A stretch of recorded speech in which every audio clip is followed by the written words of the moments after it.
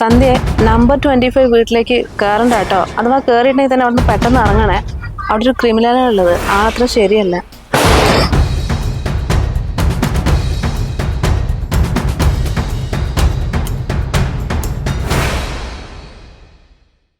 സന്ധ്യ എനിക്കൊന്നും ഇഷ്ടപ്പെടാനിട്ടാണ് കേട്ടോ, ഒന്നും തോന്നരുത്. പിന്നെ ഒരു കാര്യം ചെയ്താൽ മതി, നല്ല നല്ല കളക്ഷൻസ് വരുമ്പോഴേ എന്റെ വാട്സപ്പിലേക്ക് അയച്ചാൽ മതി. എനിക്ക് ഇഷ്ടപ്പെടുകയാണെങ്കിൽ മാത്രം ഇത്ര ദൂരം വന്നാൽ മതിയല്ലോ, വെറുതെ ബുദ്ധിമുട്ടുണ്ട്. എന്റെ നമ്പർ ഉണ്ടോ കയ്യില്? ഉണ്ട് ചേച്ചി, ഞാൻ കഴിഞ്ഞ തവണ സേവ് ചെയ്തിട്ടുണ്ട്. എന്നാ ശരി.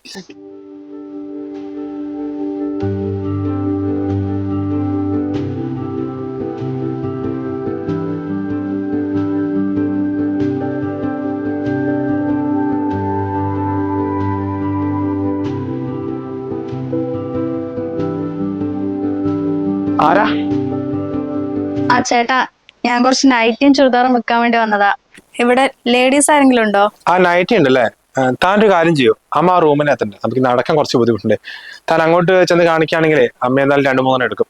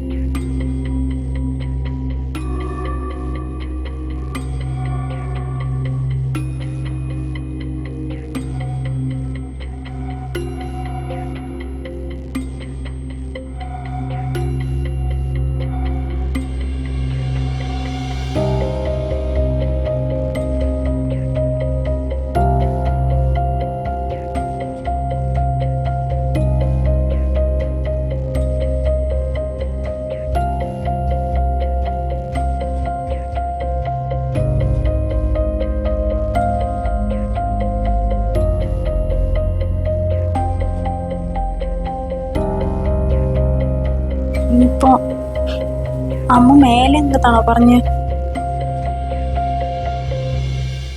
രണ്ടെണ്ണെങ്കിലും എടുത്താ മതിയായിരുന്നു.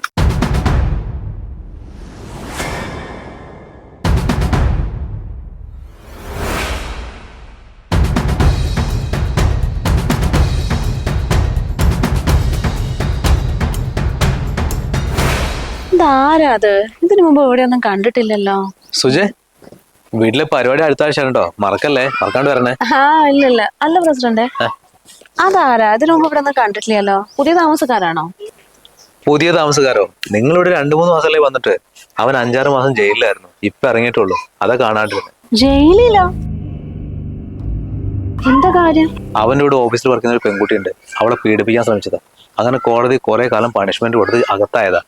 പിന്നെ അവന് കുറെ ഗുണ്ടുകളുണ്ട് പുറത്ത്. അവരെ കൂടെ ആ പെൺകുട്ടീനെയും വീട്ടുകാരെയും ഭീഷണിപ്പെടുത്തിയിട്ട് അങ്ങനെ കേസ് പിൻവലിച്ചതാ. അതാണ് ഇപ്പൊ വന്നിരിക്കുന്നത്. എന്റെ ദൈവമേ, ഇത്രയും വലിയൊരു ക്രിമിനലിനെയാണോ ഈ കോളനിയിൽ താമസിപ്പിച്ചിരിക്കുന്നത്? നിങ്ങൾക്ക് എല്ലാവർക്കും കൂടിയിട്ട് അവരെ പുറത്താക്കി കൂടായിരുന്നോ? അതിന് ഈ പ്രോജക്ട് സ്റ്റാർട്ട് ചെയ്യുന്ന ടൈമിൽ തന്നെ അവര് സ്ഥലവും വീടൊക്കെ വാങ്ങിയിട്ട് ഇവിടെ, അല്ലെങ്കിൽ എപ്പോഴേ പുറത്താക്കിയ ഇവന്മാരൊക്കെ. എന്തായാലും ഞങ്ങൾ എല്ലാവരും കൂടെ ഒന്ന് പ്ലാൻ ചെയ്യുന്നുണ്ട്. എന്തായാലും ഞങ്ങൾ അടുത്ത് തന്നെ അവനെ പുറത്താക്കും. പിന്നെ എനിക്ക് ആ ഫംഗ്ഷൻ വേണ്ടിയിട്ട് കുറച്ച് ആൾക്കാരെ കൂടെ വിളിക്കാറുണ്ട്. എന്നാ പോട്ടെ.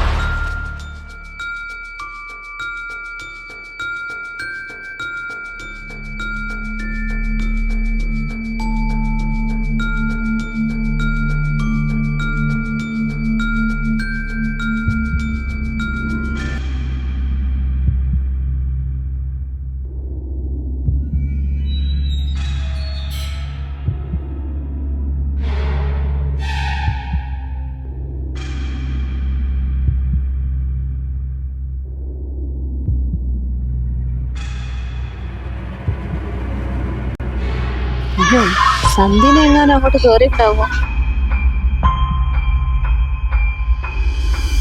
കിട്ടണില്ലല്ലോ.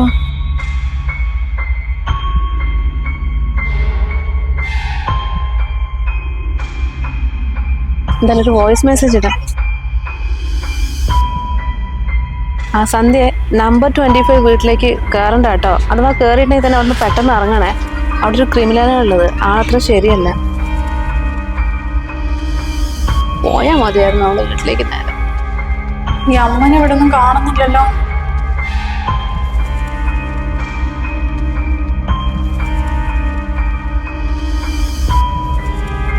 ചേച്ചി എന്തിനാ 3 തവണ വിളിച്ചിരിക്കുന്നത്? വോയിസ് മെസ്സേജ് ഉണ്ടല്ലോ.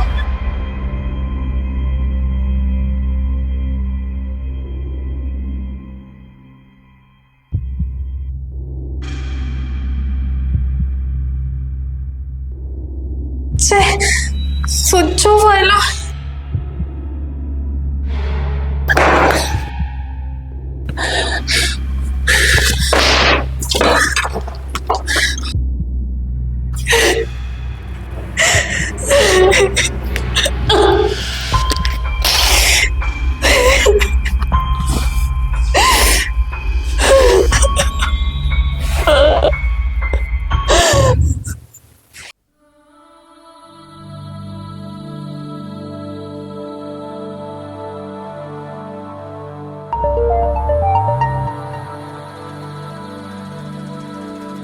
അമ്മേ, ഇല്ല, എന്നൊന്നും വിറ്റിട്ടില്ല. 2-3 കോളനി കയറി. അവരൊക്കെ മോളിൽ നിന്നും ഓൺലൈനൊക്കെ ആയിട്ട് എടുക്കുന്നത്.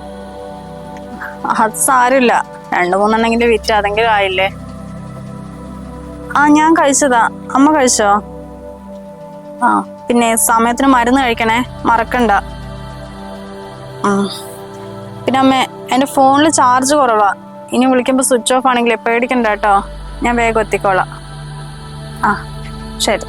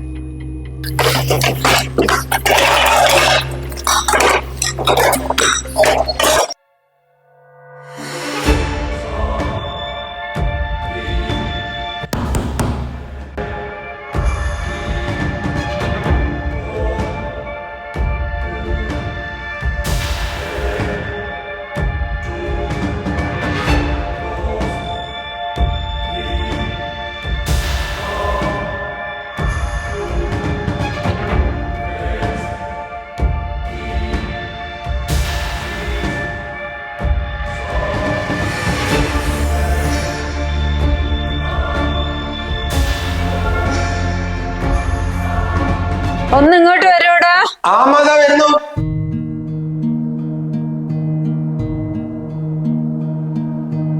അല്ലോ, താൻ എവിടെ നിൽക്കുന്നേ? ഞാൻ തന്നെ കൊറേ തെരഞ്ഞു. ഞാൻ താൻ ബാക്കേറ്റ് വഴി പോവാന്ന്. എന്താ ഡോറൊക്കെ അടച്ചാതിരിക്കുന്നു? പീരീഡ്സ് ആണോ? ഏയ്, അതൊന്നുമല്ല. എന്നാ താഴോട്ട് വാ, അമ്മ കാത്തേക്ക്.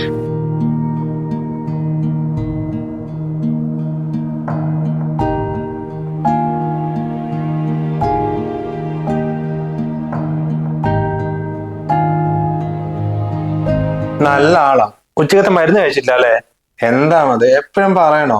എപ്പോഴും കഴിക്കുന്നതല്ലേ മോനെ, ഒരു ദിവസമല്ലേ, അവന്ന് മനഃപൂർവ്വം മറന്നതാ. അമ്മ ദിവസം കഴിച്ചാൽ അസുഖം മാറുള്ളൂ. ഡോക്ടർ പറഞ്ഞല്ലോ 1 ദിവസം പോലും മുടക്കണ്ടെന്ന്. ഇനി അവൻ മുടങ്ങാതെ കഴിച്ചോളാം മോനെ. മാക്സിം കൊണ്ട് ഏതൊരു കുട്ടി വന്നു പറഞ്ഞവൾ അവിടെ. താൻ അവിടെ നിൽക്കുന്നേ, ഇങ്ങോട്ട് വാ. വേണ്ട എടുത്തോട്ടെ, ഞാൻ പുറത്തുണ്ടോ.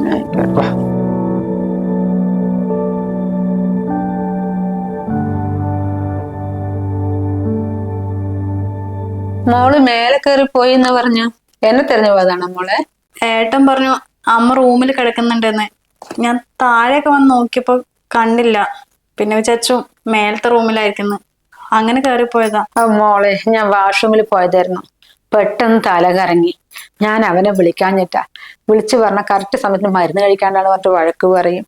പിന്നെ കുറച്ച് സമയം അവിടെ എന്നിട്ട് പതുക്കെ എണിച്ച് വന്നതാ. അതാ മോള് വന്നപ്പോ എന്നെ കാണാതിരുന്നത്. അല്ല, മോളെ വീട് എവിടെയാ? എൻ്റെ ഇവിടെ പയ്യോളിലമ്മേ.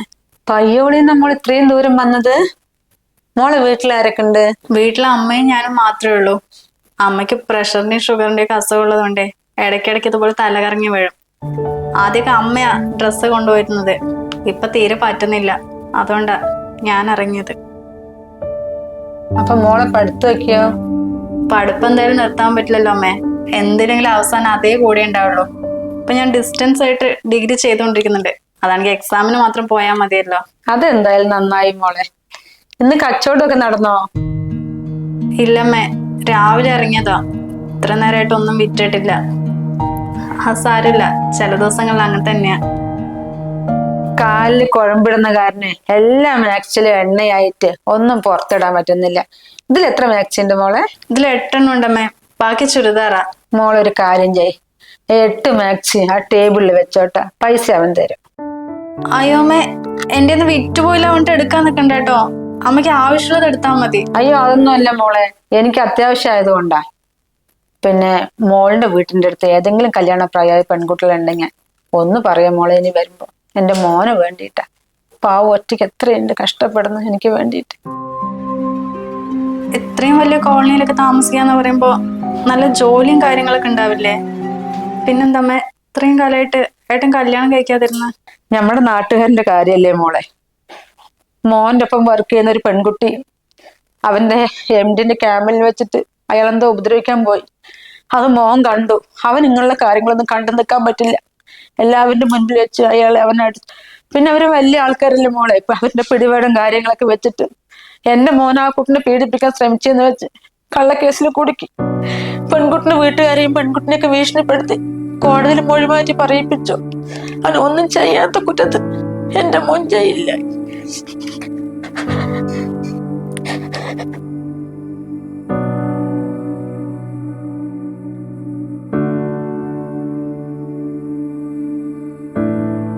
പിന്നെ ഈ പെൺകുട്ടി കാരണല്ലേ എന്റെ മോൻ ജയിലിൽ കിടന്നത് പറഞ്ഞിട്ട് ആ കുട്ടിക്ക് ആ കുറ്റബോധം കൊണ്ടായിരിക്കാം എന്നെ 3-4 പ്രാവശ്യം കാണാൻ വന്നു. പിന്നെ ആ കുട്ടി ഭീഷണി ഒന്നും നോക്കാതെ കോടതിയിൽ പോയി സത്യം പറഞ്ഞു. അങ്ങനെ എന്റെ മോനെ വെറുതെ വിട്ടു.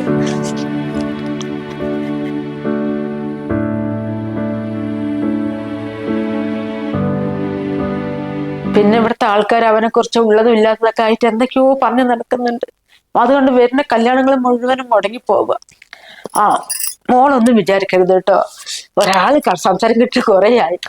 മോളെ കണ്ടപ്പോ ഞാൻ എന്തെല്ലോ പറഞ്ഞു പോയി.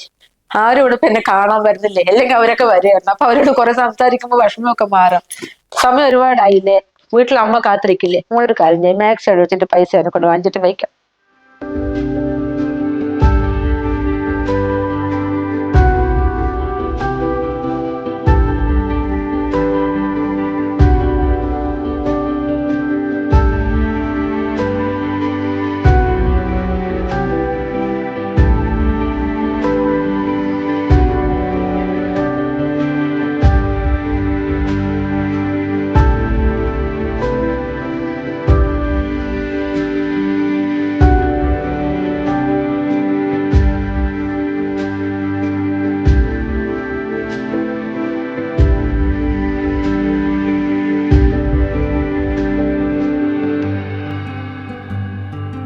മമ്മി ഇത് ഏത് മൂവിയിലെ സ്റ്റോറിയാ?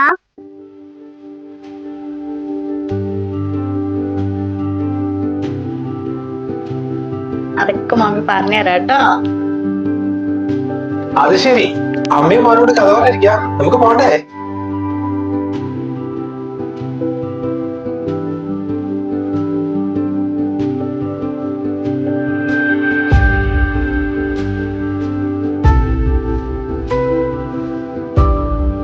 ഒരിക്കലും മറ്റുള്ളവർ പറയുന്നത് കേട്ട് ഒരാളെ വിലയിരുത്താൻ നിൽക്കരുത്. എല്ലാ കഥയ്ക്കും 2 വശങ്ങൾ ഉണ്ടാവും.